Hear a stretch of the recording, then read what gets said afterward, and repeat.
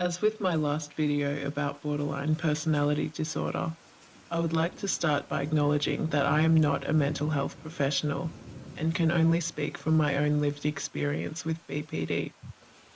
Also, if you're wondering why I'm talking about this on a channel dedicated to cooked and creepy experiences, it's because having BPD is cooked and probably creepy at times for the people witnessing the symptoms and behaviour. Having BPD also generally leads to a lot of cooked and creepy experiences due to the self-harming and self-destructive behaviours, and also the lack of boundaries that often goes with having the disorder. Anyway, this video is about self-harm with a focus on cutting and sex. The reason why I've decided to make a video about this is because there seems to be a big misconception that people with BPD cut themselves to be manipulative or attention-seeking.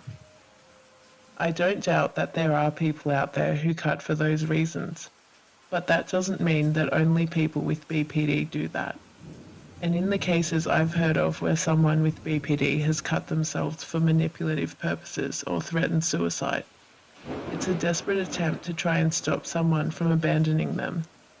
This is incredibly toxic. I am in no way trying to excuse that behaviour, but I come from a place of understanding, and while I personally have never done that, I can definitely see how it happens. Generally speaking though, when people with BPD cut themselves, it's to relieve an overwhelming emotion. People with BPD experience emotions at a much higher intensity than most people, and when we cut, it has a calming effect. One of the questions that I used to get quite a lot was, if you're not doing it for attention, then why don't you do it somewhere where people can't see it? The short answer to that is because I didn't give a fuck. I knew that my appearance made people uncomfortable, but I didn't care at the time.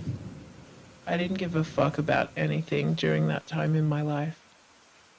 The fact that I didn't care if people saw what I was doing to myself doesn't mean that I was looking for sympathy or attention.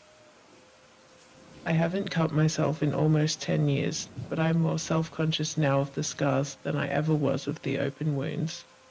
If I go out without wearing long sleeves, it's often followed by a nightmare where I'm just casually walking around topless in public. Some other self-harming behaviours that seem to be common in people with BPD include biting, scratching, banging heads against walls, slamming hands and legs in doorways, cigarette burns, stapling, hitting oneself with a hard object, and the last one that I wanted to focus on, which is having sex with people we really don't want to. Most of these behaviours are carried out with the intention of calming an unbearable emotion, but the last one I described I don't fully understand. It's something that I have done myself along with a number of other women I know who have BPD. I'm not ready to unpack that yet, but it is definitely a form of self-harm that seems to be common in women with BPD. I'm not sure about men, as I've never met a man with BPD that I know of. Like I mentioned before, a lot of people who have BPD aren't great at setting boundaries, and for girls in particular, a lot of older men and predators will take advantage of that. Although it is technically consensual, it is often unwanted or the result of sexual coercion, and that can be very traumatic. The reason why I'm mentioning this is because, again, there is a big misconception that we sleep with much older or disgusting people because we are so desperate for attention. But really, they've just spotted our vulnerabilities and have taken advantage of that.